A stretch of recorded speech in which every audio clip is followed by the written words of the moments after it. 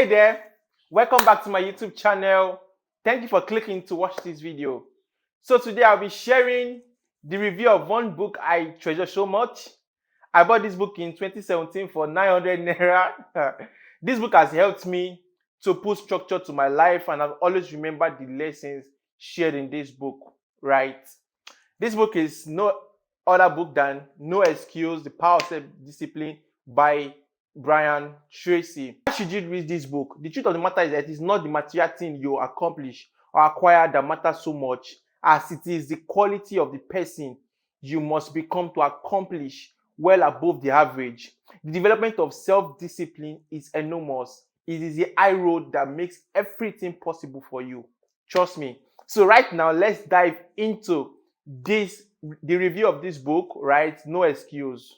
Trust me, this book is divided into 3 parts, right? Part 1, part 2, part 3, right? Part 1, self-discipline and personal success. Chapter 1 of part 1 says that self-discipline and success. Your success in life depends more on the person you become than on the things you do or the things you acquire, right? But Tracy asks in this chapter that we should describe our ideal life, right? If your business, your work careers were ideal in every sense, in every possible way, what would they look like, right?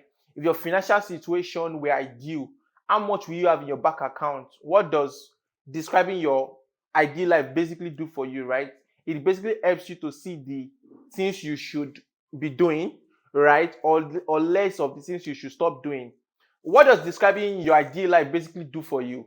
It helps you to see the things you should stop doing, right? Or the things you should start doing, so that you begin to create the life that you want. But the biggest thing is that, biggest challenge is that what is holding you back is your favorite excuse and a lack of self-discipline.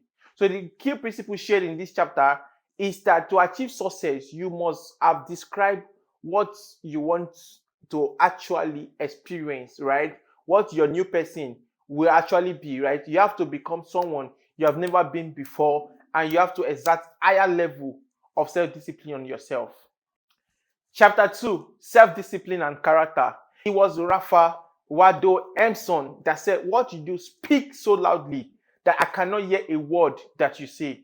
The person you are today, your innermost character, is the sum total of all your choices and decisions in your life up to this date, right? Van Tracy basically shared 4 ways to develop your character. Number 1 is that study the values you admire. The law of concentration basically says that whatever you dwell upon basically grows and increase in your life. So look at the values you admire from people, right? List them out. Honesty. Oh, this person is honest. Or Peter Obi is a man of integrity. I admire integrity as a person. Study them, right? The next thing you do is that emulate people you most admire, right?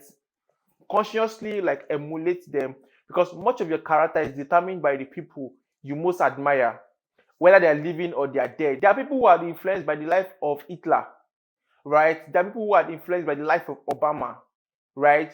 So look at the people you are emulating very well before you emulate them. The third way to develop a character is that practice the value you respect, right? We develop values by repetition, by behaving consistently in the line of a particular value over and over again until it becomes a habit, basically, right? Practice that value. If the value that you have admire, right, that you've studied upon is truth, right? Practice telling the truth at all time. The fourth ways to develop character that Brian Tracy shared is that teach your children your values, right? One of the chief rules of parenting is to teach children values, right? Values like integrity, truth, honesty, hard work, and the likes, right? So these are the 4 ways to develop character.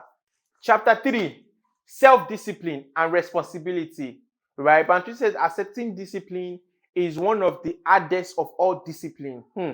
That is definitely true. Accepting discipline is one of the hardest of all discipline, because without it, no success is possible. So he shared that when you're a child, your parents were in charge, right? They make all of the decisions, the food you eat, the clothes you wear, what toys you play with, and so on, right? But as you grow older, your decisions are now your responsibility to make. So the truth is that the more you accept responsibility for your life, the greater sense of control you experience, which also affects how you positively feel about yourself. So what can you do to be in control? You never complain, never explain, just take actions. Never complain, never explain, just take actions. Right? This is the summary of chapter 3. Chapter 4, self-discipline and goals. Self-discipline and goals. Your ability to discipline yourself, to set clear goals for yourself, and then to work towards them every day will do more to guarantee your success than any other single factor, right? I know you want to listen to motivational talks and the likes, but it's your ability to discipline yourself. That ability to discipline yourself is what will do more good to you, right? So, Tracy basically shared 7-step method to achieving your goals, right? Number 1 is that decide early. Decide exactly what you want to achieve. You have to be specific. Is it that you want to increase your income, right? If you want to increase your income, decide on the amount you want to increase. Oh, I was earning 20,000. I want to increase my income to 500,000 naira or $500,000. You understand? And number 2 is that write your goals down, right? A goal not written down is just only a wish, right? Write it down. Oh, I want to earn $500,000 at the end of this month. You understand? So that is going to help you. That is the second method to achieving your goals, right? Number 3 is that set a realistic deadline for your goals.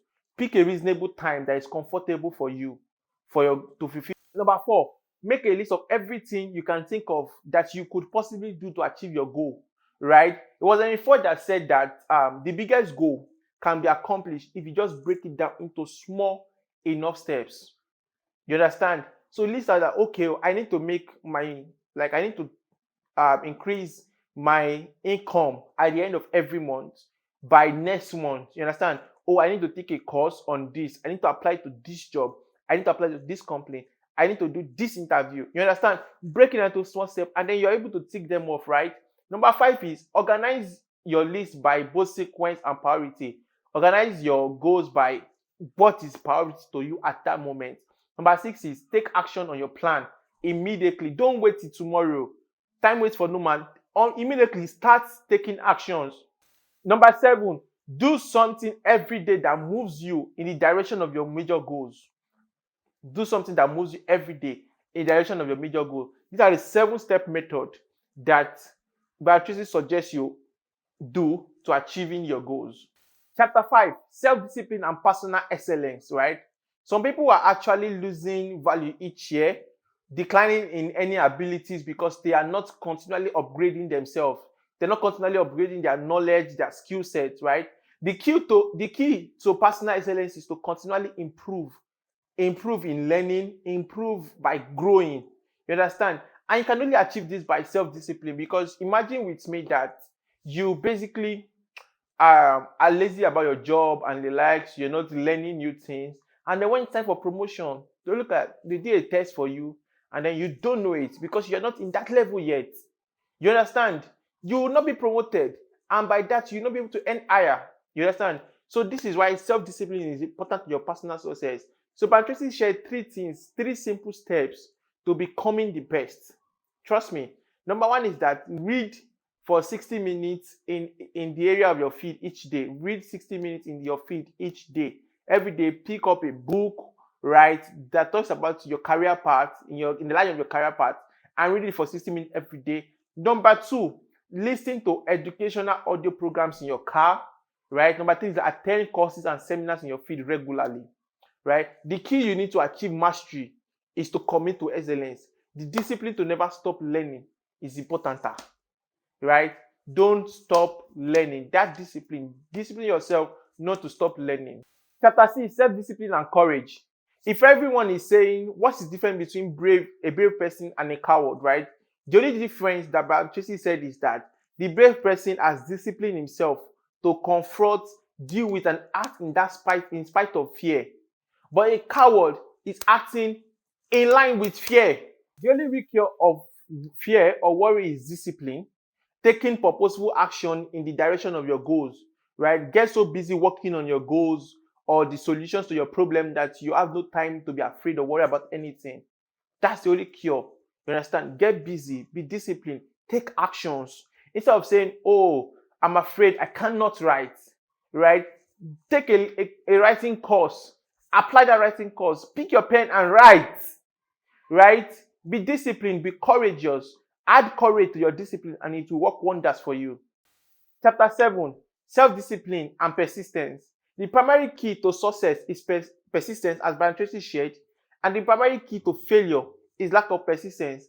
But what actually makes persistent is optimism, right? Being optimistic is the ingredient to persistence. Also, and then you realize that in life there are situations that would happen that would deny you of being optimistic, right? So what can you do to remain optimistic?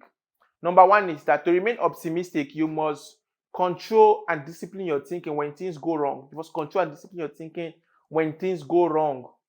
Absolutely, right? You must refuse. Number two is that you must refuse to feel sorry for yourself.